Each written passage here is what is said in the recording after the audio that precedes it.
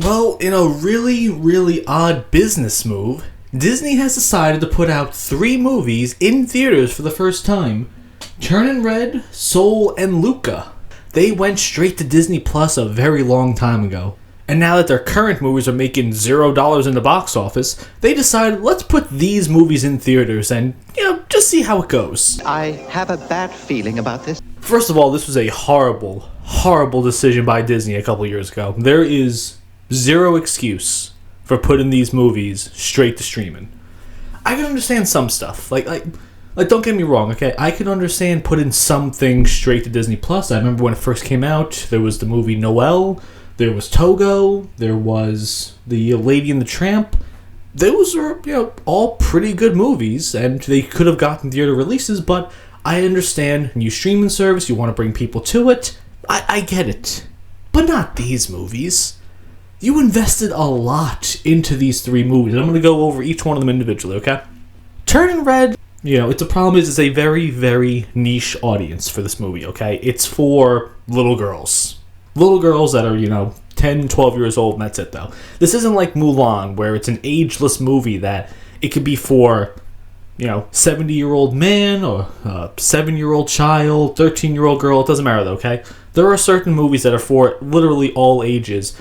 Turing Red is not one of those movies. That is a movie for just little girls, just having their period for the first time. That's what this movie pertains to. For me, it checked a lot of the right boxes. Okay, I actually felt something watching this movie. I enjoyed watching the main character with her friends. I enjoyed watching her with her family. I enjoyed watching her mother have that moment of realizing all the pressures of her family coming down on her.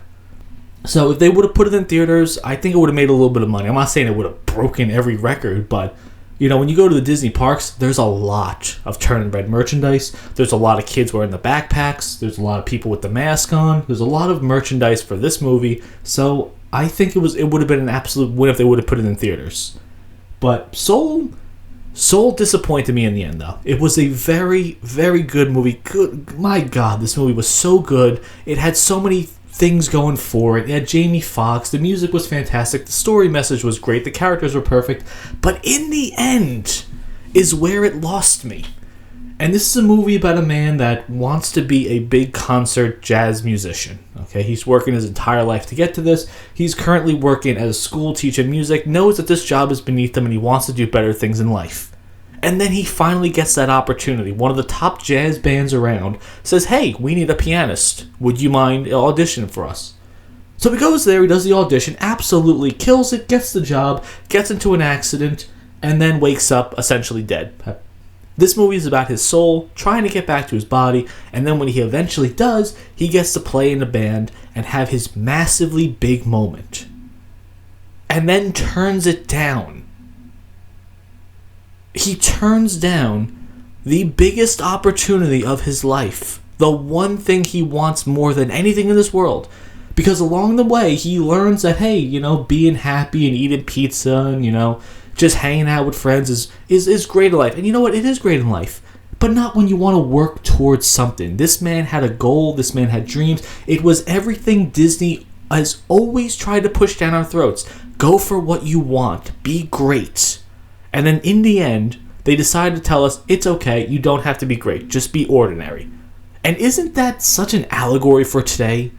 Not telling people to be great, not telling them, hey, you don't need to go work out, you're okay with just, being a fat slob or something like that. You don't need to achieve your dreams, just work a minimum wage job. And then, complain about your life sucking. Also, in that movie, he got someone else fired. I thought that was really shitty. Yeah, there was another guy they hired to do the job while he wasn't answering his phone. And then the last minute, he's like, hey, I'm the one for this job. You should be giving this to me. And the woman goes, hey, go tell Robert he's not needed tonight. So therefore, they kind of screwed this guy out of his big dream, too. So, this guy could have his moment of realizing that I screwed up, that maybe your dreams are not the most important things in this world. Whatever it is. Horrible ending, but it was a pretty great movie until then. I'm going to say this without any hyperbole at all. Luca is the greatest thing that Disney has done in the modern era. It hits on every emotional level. It doesn't preach. It has a clear message. It has a beautiful ending. The animation is gorgeous. The only thing I believe that is holding this movie back is there is no music in it. Yeah, there's, Italian regular music, but there's no, Mulan music, there's no Cinderella, there's no iconic Snow White song. This movie has zero iconic anything in it in terms of music. They don't even have anything. But it has one of the greatest father characters you'll ever see in a movie. It has one of the best dynamics of two friends.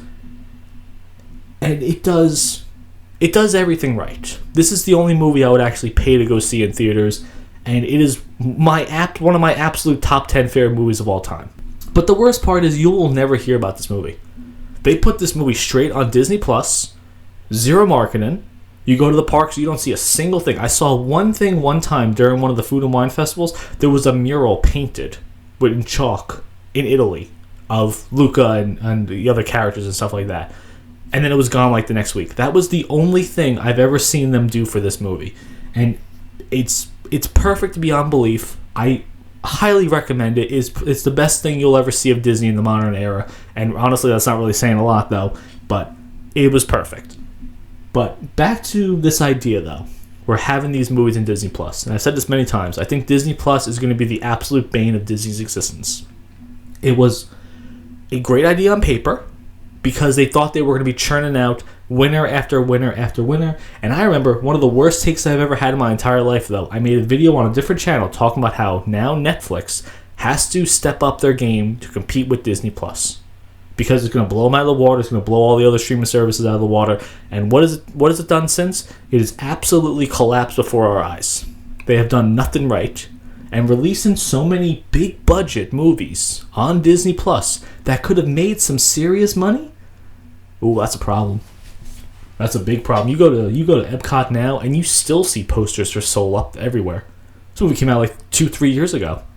They did nothing with this movie since then. It's a bad idea. It was a really, really dumb idea by Disney, and it's going to hurt them in the long term. So releasing these 3 movies back in theaters, it's not going to go well for them at all. It might make a couple bucks, honestly, but it's not going to bring in, $300 million. It's not going to course correct the company, and they're going to say, hey, we're back, doing great things for the fans.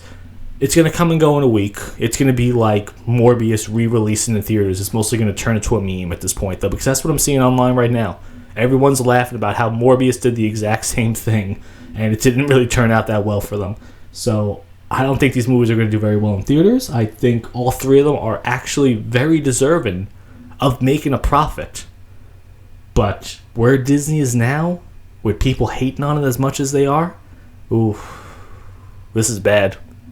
This is really, really bad for them.